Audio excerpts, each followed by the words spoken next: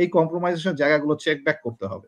This is war is a very, আরেকটা হচ্ছে think ট্যাঙ্কের একটা ইস্যুস তৈরি হয়েছে আমাদের দেশে। এখন একটা থিঙ্ক ট্যাঙ্ক বেস কাজ চলতেছে। যেমন ধরেন সে এক একটা সময় এক একটা থিঙ্ক ট্যাঙ্ক তৈরি করে নিয়ে এসে এটা, যেমন ওই যে বললাম ডক্টর আশিককে থিঙ্ক ট্যাঙ্ক বানানো হয়েছে, ওনাকে দিয়ে কিছু ন্যারেটিভস তৈরি করা দিয়ে যাচ্ছে, সেই তাকে বলা হচ্ছে সে খুব জ্ঞানী মানুষ এবং সে যেটা ডিসিশন নিচ্ছেন এটা বাংলাদেশের জন্য অনেক উপকারী হচ্ছে। তাকে ক্রিটিসাইজ করার মতো তো আমিও রয়ে গেছি। There are many people who can criticize him. তা আমার কথা হচ্ছে যদি উনি কন্ট্যাক্ট ম্যানেজমেন্টে আমার থেকে পারদর্শী হয়ে থাকেন তাহলে আমাকে কন্ট্যাক্ট ম্যানেজটা করতে দেন, তাহলে আমি বুঝবো যে হ্যাঁ আমার বাংলাদেশের মানুষের জন্য এখানে কি সঠিক অর্থে কোনো রক্ষা কবচ আছে। আপনি কন্ট্রাক্টের মধ্যে কি এমন কোনো কিছু রেখে গেছেন যে আগামী 30 বছর এটাকে চ্যালেঞ্জ করতে পারবে বাংলাদেশের মানুষ বা বাংলাদেশের যে গভর্নমেন্টে আসুক? আপনি কি সেটা রেখে গেছেন যে আমি সঠিকভাবে এখান থেকে যে রেভিনিউটা পাওয়ার কথা দেশের মানুষ হিসেবে সেটা পাবো, আর সেটা কি কম না বেশি? যেমন আদানি একটা কন্ট্রাক্ট করে গেছে বাংলাদেশের বিদ্যুৎ জ্বালানির, সবচেয়ে রাবিশ কন্ট্রাক্ট, যেখানে বাংলাদেশের তাকে শুধু ক্যাপাসিটি পেমেন্ট দিতে হবে। এই কন্ট্রাক্টটা যখন যদি পাবলিকলি হতো তাহলে আমার মতো লোক এগুলোকে চ্যালেঞ্জ করতে পারতো। আমরা যারা কন্ট্রাক্ট ম্যানেজমেন্ট এক্সপার্ট তারা আমরা দেখে বলতে পারতাম যে হ্যাঁ এটার জন্য বাংলাদেশের জন্য এই জায়গাগুলোতে পরিবর্তন করা দরকার। Contract is not a bad, যে কোনো company is not a bad, but সেই কন্ট্রাক্টটা আপনি কারো স্বার্থের মধ্যে করছেন কিনা সেটা যাচাই করাটাই হচ্ছে সবচেয়ে বড় ব্যাপার। সেইখানে আমার বর্তমান যারা ইলেকশনে লাফালাফি করতেছেন তারা কেউ ওই কন্ট্রাক্ট বা ওই বিষয়গুলোকে দেখতেছেন না, যার ফলে কোনো একটা দেশের প্রভাব যদি বেড়ে যায়, ওই যে আমি 3টা দেশের নাম বলেছি, এখন বাংলাদেশের এখন 3টা দেশ, চায়না, ইউএসএ এবং ইন্ডিয়া, 3 জনের প্রভাবের মধ্যে যে প্রভাব বেশি করে ফেলবে সেই ইলেকশনেও সে মেকানিজম করবে। দেখবেন যে সেই ইলেকশনে যেমন যে চায়নার এখানে মূল লক্ষ্য কি, চায়নার মূল লক্ষ্য হচ্ছে লোন দিয়ে আপনাকে আটকায় দেয়া, অলরেডি লোনের সে অফার দিয়ে রাখছে। ঠিক সিমিলারলি ইন্ডিয়ার অফার কি, ইন্ডিয়া হচ্ছে মানে একটা গেম প্লে করতেছে। ইন্ডিয়ার বাংলাদেশের সামরিক বাহিনী তাদের হাতে, ডিজিএফআই তাদের হাতে, সো তারা একটা পাওয়ার গেম খেলতেছে। তার সাথে সাথে তারাও বলতেছে আমরা লোন দিব, এখন করিডোর আমাকে ছেড়ে দাও।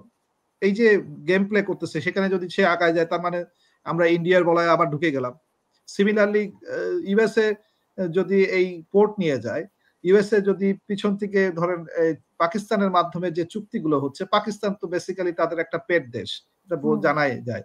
তো পাকিস্তানের মতো বাংলাদেশকেও যে একটা সামরিক পিছন থেকে দিয়ে শক্তি দিয়ে কন্ট্রোল করে একটা সরকার বানায় রাখবে না, how do you know that?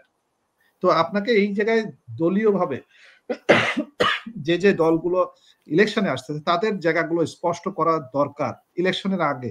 যদি তারা ইলেকশনের আগে স্পষ্ট করতে পারে, আমি তখনই বুঝবো যে হ্যাঁ বাংলাদেশ এটা সঠিকভাবে ইলেকশনের দিকে আগায় যাচ্ছে। তত ছাড়া আমি মনে করি যে এখনো পর্যন্ত ওই পজিশন আসে নাই যে ইলেকশন আদৌ হবে কিনা, সেটার আমি মনে করছি না।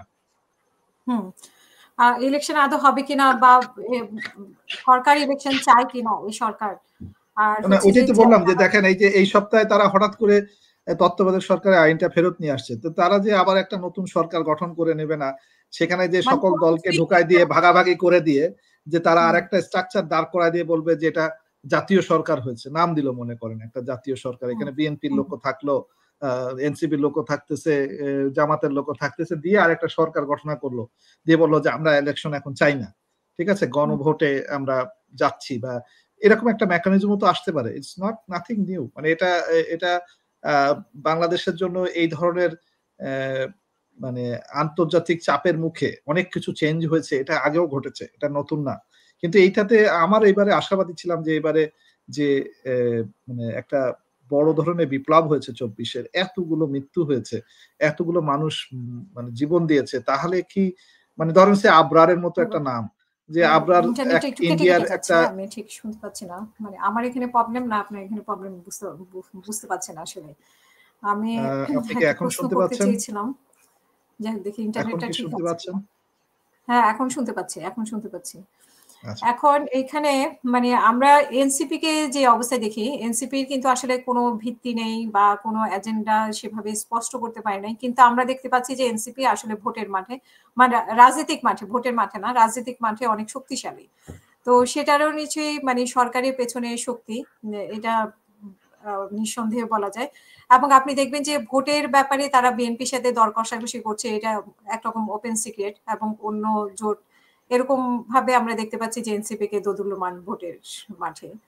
তো সেখানে সরকারে হচ্ছে বড় শক্তি এনসিপির, মানে বড় কি বলবো আমি আমি কিছুদিন যাবত, গত ১ সপ্তাহ যাবত যদি আমি জিনিসগুলোকে ভালো করে খেয়াল করি, তাহলে আপনি খেয়াল করবেন যে এনসিপি ব্যাপারে অনেকগুলো অবজারভেশন তৈরি হয়েছে। যে এনসিপি তৈরি হয়েছে ইউএস এর একটা মানে পেছন থেকে তাদের এক ধরনের সাপোর্ট তৈরি হয়েছিল, যে কারণে তারা এনসিপি তৈরি করতে হয়েছে। এরকম ২-১ জনের নামও চলে আসছে।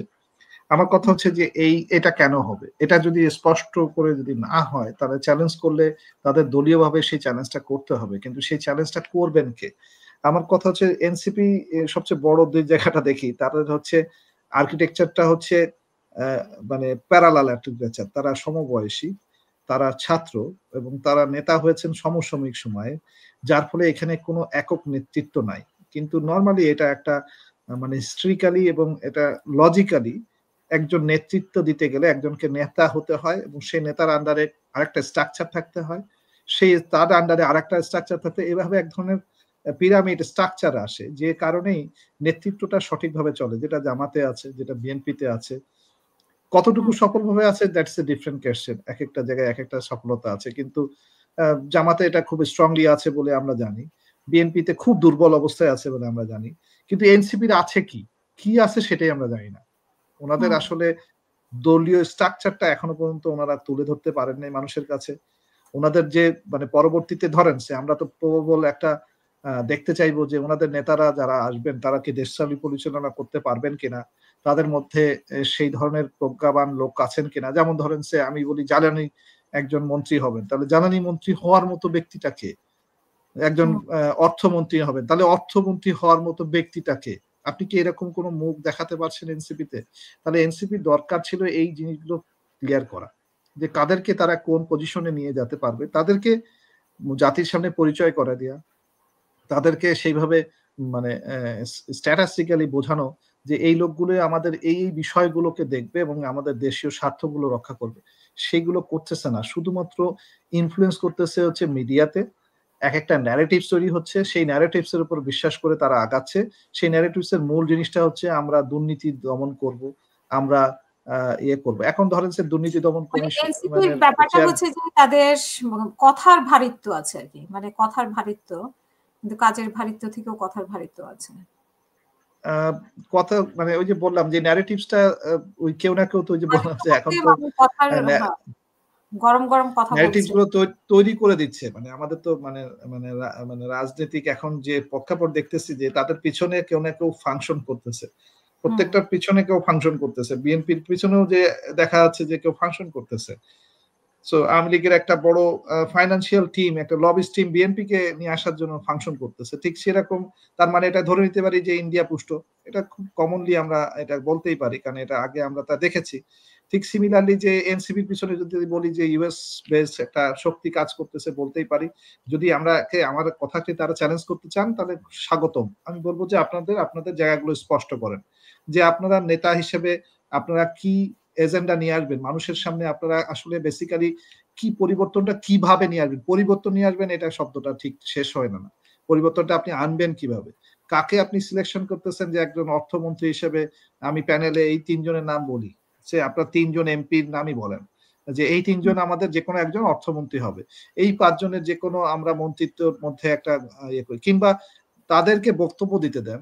তাদেরকে এরকম ওয়ার্ল্ড মানে যারা স্কলারস আছে তাদের সাথে ফেস করান, তাদেরকে বক্তব্য তুলে ধরেন। এরকম কিছু করে দেখান যেখানে মনে করব যে আপনারা প্রস্তুত। কিন্তু আপনারা যদি মুখে, মুখে বলেন আমি বিএনপি কে এই চ্যালেঞ্জ করতেছি আর ভেতরে, ভেতরে যদি মনে হয় যে আপনারা ওই পিছনে সিট ভাগাভাগি করতেছেন, এটা মানুষ আর ছাড়বে না। মানুষ এগুলো বুঝে গেছে। মানুষ এগুলো আসলে ইলেকশনের আগে এই ভোজপটটা শেষ করে নিবে। মানুষ আসলে অপেক্ষা করতেছে আসলে শেষ পর্যন্ত কি হয় সেটা দেখার জন্য। তো ইলেকশনে যেহেতু ডেট ঘোষণা করে নাই, সো এখনো পর্যন্ত আমাদের